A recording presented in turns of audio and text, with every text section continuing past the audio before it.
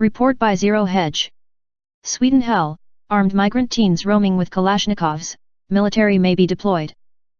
As we reported last week, Sweden may or may not be preparing for civil conflict, as Prime Minister Stefan Lofven said that the government would do whatever it takes, including deploying the military, to end the wave of gang violence coming primarily from young migrants in the country's no-go zones. It's not my first action to put in a military, but I'm prepared to do what it takes to ensure that the seriously organized crime goes away, Lofven said after the party leadership discussion in Parliament, adding it is also obvious that there are social problems. We see criminals with total lack of respect for human life, it's a terrible development I'm determined to turn around. Lofven's comments come on the heels of a spate of gang-related murders, including that of a 21-year-old man in Malmö last weekend, shot in the head as he stepped out of a taxi near a grocery store. The same weekend, a 16-year-old boy found shot in Rosengård district of Malmö died in the hospital next to a bus stop. 2 people were taken in for questioning by the police. And on January 3 a 22-year-old man was shot in the Fosse district of Malmö, the day after an 18-year-old woman was taken to the hospital with gunshot wounds 10 minutes away in Rosengård.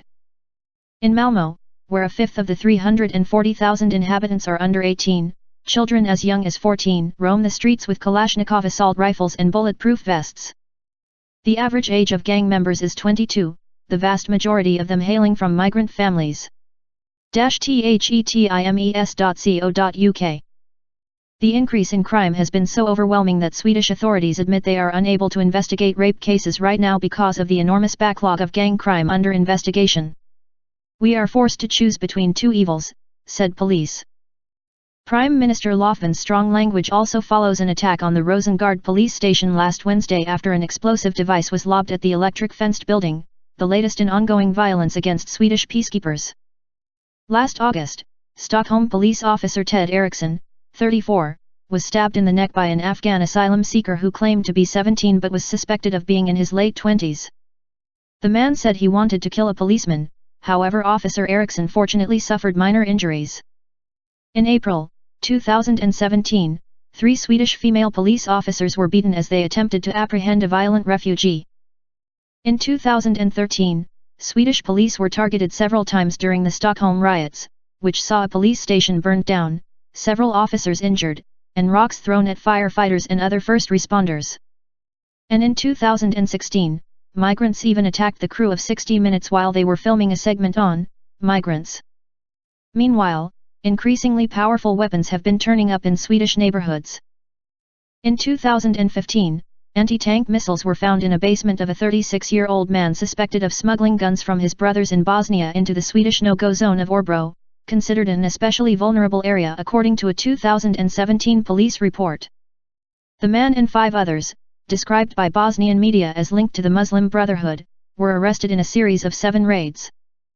Bosnian authorities, however, told SVT News that the smugglers are not members of any extremist organizations and have no known links to terrorist activities. After an investigation following 7 raids in mid-2016, Swedish authorities dropped the smuggling charges and prosecuted the Örebro man for possession. He is currently in prison for drug offenses during his ongoing arms-related prosecution. Police also found a trove of firearms, 16 hand grenades, the 4 anti-tank missiles pictured above and various other armaments. Speaking of explosive devices, grenade attacks in Sweden have been on the rise since 2012, although 2017 was a considerably better year, at 10 attacks versus 34 in 2016. That year, an 8-year-old boy sleeping in the Gothenburg, Sweden living room of relatives was killed by a grenade thrown into the room. At least 5 children and several adults were in the flat when the grenade was hurled inside, according to the BBC, who added that the boy died in his mother's arms. And in February 2017 a man was injured outside of a residence after a grenade was thrown. It seems, perhaps, that Sweden's ultra-liberal, open-border, self-described feminist government is realizing they may have screwed up by allowing unchecked migration from Islamic countries associated with terrorism, violence, and perhaps containing people with an axe to grind against the West. As the Times notes, Sweden has pursued a liberal immigration policy for more than a generation. Its government speaks of being a humanitarian superpower for having taken in a large number of asylum seekers.